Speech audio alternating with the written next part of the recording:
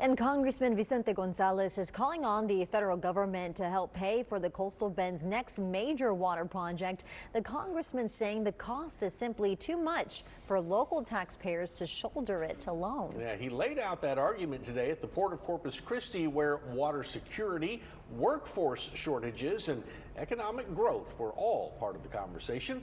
Our Michael Gibson was there and has this report.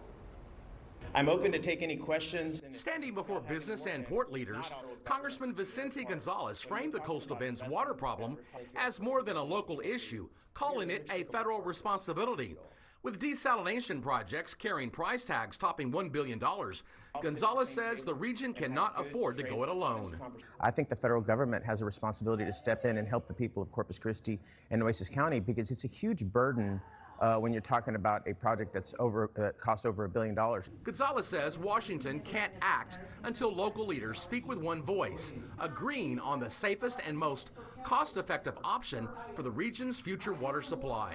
Bring that plan to us so we can start talking to appropriators and say this is not only an issue for Texas and the Coastal Bend, but it's a national security issue for the country. Port officials say federal policy plays a direct role in what happens along the ship channel. The reality is that much of what goes on here is impacted with what goes on in Washington. The congressman also highlighted workforce concerns, pointing to legislation aimed at helping employers keep longtime undocumented workers.